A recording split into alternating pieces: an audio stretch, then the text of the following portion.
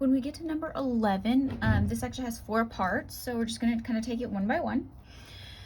And here this says use standard free energies of formation to determine delta G reaction. And remember, this is standard conditions, and so we want to know, so when it says at standard conditions, that means we can use the tables in the back of the book or the tables that I'm going to give you. So you're just going to have to trust that I'm copying this correctly, and if I'm not, send me an email. All right, so remember when we do this, we're taking our summation, products, minus reactants. So we remember that because P comes before R in the alphabet. All right, we're gonna have to write small here, but we can do it. Okay, so here we go. Well, you know what? I'm not gonna do that. I'm just gonna put big brackets here. Big brackets. Products. 2 moles carbon dioxide. Negative 394.4 kilojoules per mole. Now remember, when you are working on these tables, you have to match the molecule and you have to match the phase. So be careful whether you're doing that you're getting gas and not liquid, carbon dioxide, not carbon monoxide. Okay, so there's a negative, plus N2, so we know 1 mole. Well, it's a free element, so it's going to be 0, so it's not going to matter, but you need to put it in there because I need to see it that you have done that, so you can cancel off your moles. So remember, our final unit should be in kilojoules here. We're going to subtract. Now let's work on our reactants. 2 moles and negative 137.2 kilojoules per mole. I know I'm writing really small here. There's not a lot of space. Plus 2 moles times, I think it says 87.6 kilojoules per mole. We'll see if I got that right. Okay. So here's what I'm going to do. I'm going to do my bracket here, 2 times negative 394.4. So that gives me negative 788.8, and I've canceled out my moles, so I'm only in kilojoules now. All right, so let's hope I did this right. I'm going to leave my big minus sign. I'm just doing what's in the brackets. Negative 137.2 plus 2 times 87.6.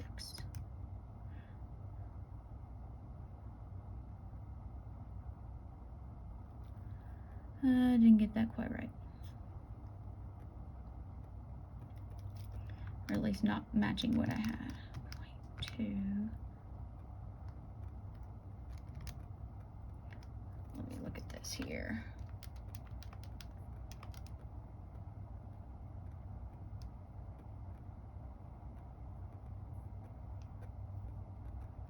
Oh, I think I did have it right. I just, on my other line. Okay, so I did that in multiple stages. I did those on my previous one. I was like, where did that come from? All right, and this is a negative as well, so make sure you don't be like me and miss your negatives. All right, so you can either make this plus positive, or you can just negative 788.8 and subtract the answer, and it's going to take care of that. So you get delta G, 0 reaction, is going to be negative 689.6 kilojoules. And we know that when delta G is negative, then our reaction is going to be spontaneous. Next one.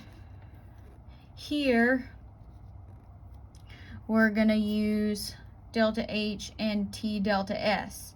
So that means we have to do 2 of these Hess's law type calculations for delta H and delta S. So bear with me, we're going to write real small here. Perhaps I should fix this, but I haven't yet.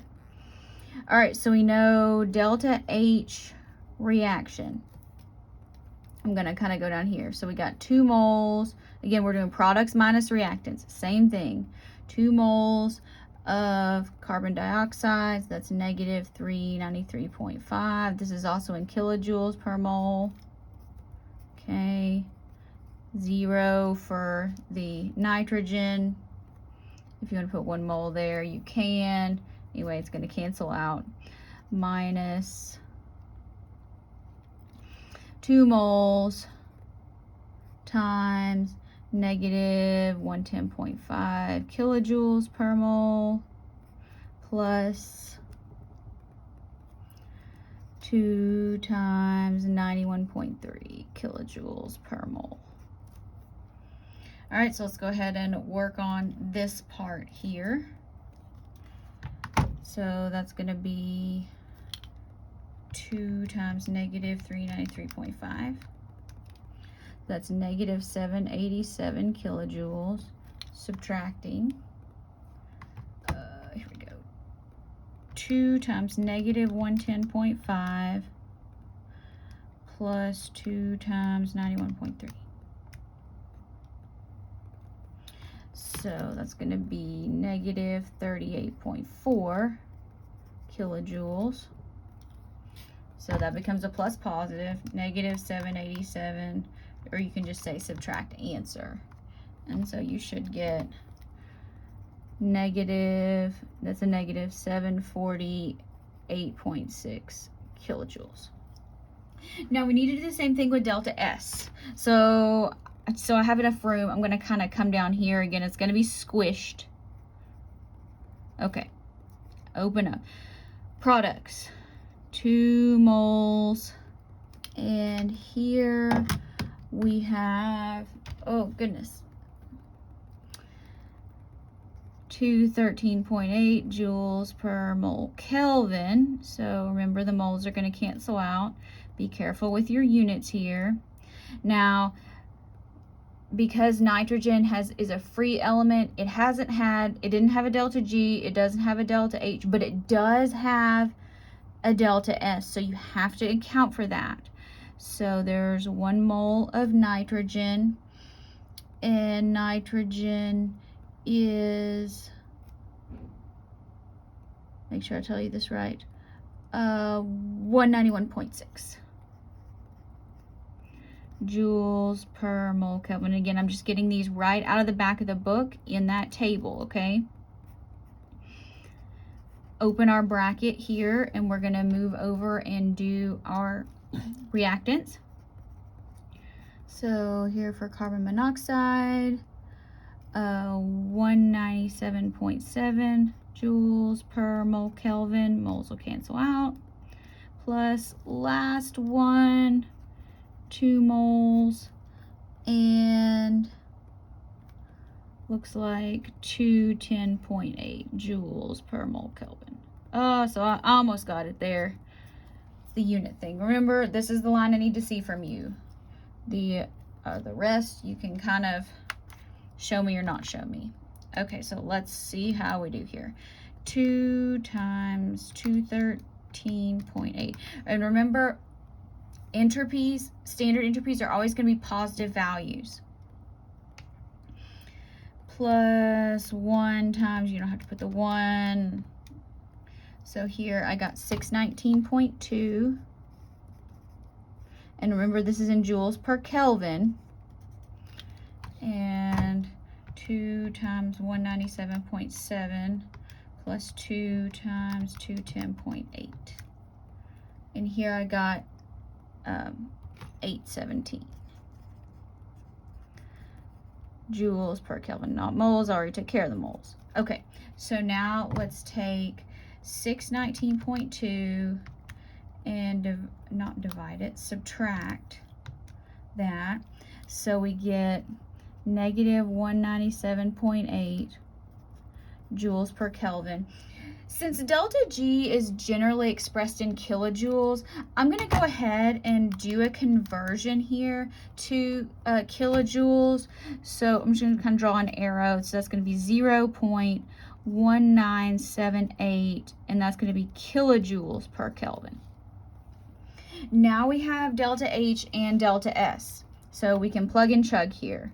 So delta G equals delta H negative 748.6 kilojoules minus T, this is at 25 degrees Celsius, so make sure you convert to kelvins. If you don't remember that, the unit of entropy should remind you.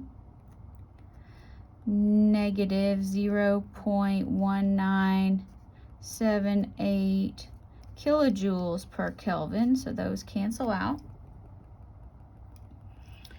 All right, so let's take this times 298. So negative 748.6. Just keep track of your negative signs. So look here, we get negative 689.65 ish, or here we can round to 689.7. However you want to do it, and kilojoules. So it's still spontaneous. Now it says how these values compare. Look, can we agree that 698.6 and, or sorry, 689.6 and 689.7 are the same? It just has to do with rounding. So look, they are the same. Accounting for rounding, of course. So yeah. This way's faster. This way is doable. Depends on what information you have. Still not done. Carry on. Here, we're going to calculate delta G, and we're given at 500 Kelvin. Is 500 Kelvin standard temperature? No, it is not. It is not 273. So we need to use our equation at non-standard conditions. I've got a paper clip under there. That's good. So we know that delta G of reaction, it won't be delta G zero. It would just be delta G reaction because it's not at standard conditions, equals delta G zero reaction minus the new T. Oh, that's not right. It's not delta G zero.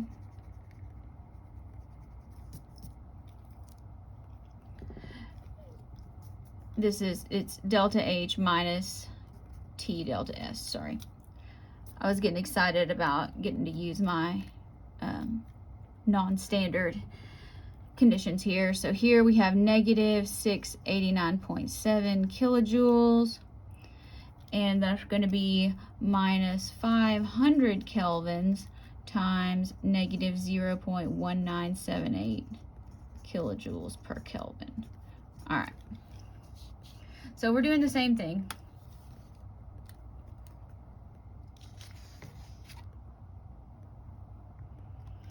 Negative 689.7 minus 500 times negative 0.1978. So here I'm entering it a little bit differently in the calculator.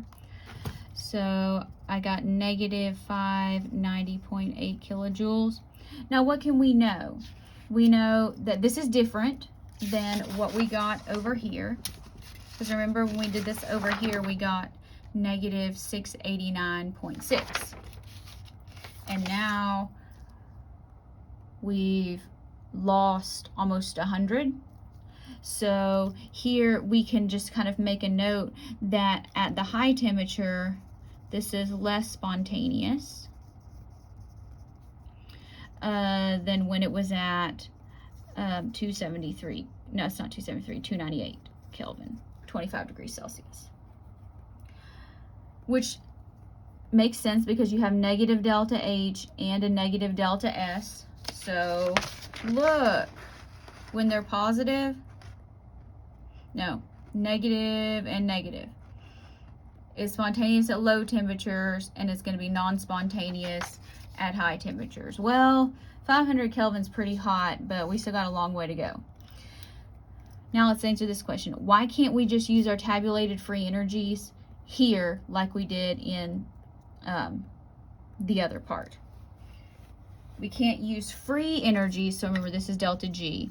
So we can't use the delta G's in the table because delta G zero reaction, what you find in the table, is only valid at 25 degrees Celsius, which is 298 Kelvin. So you can't use that, which was the method that we did in part A, when we're not at standard conditions. Now we can use delta H and T delta S, which was where we did the long part. That was a long problem.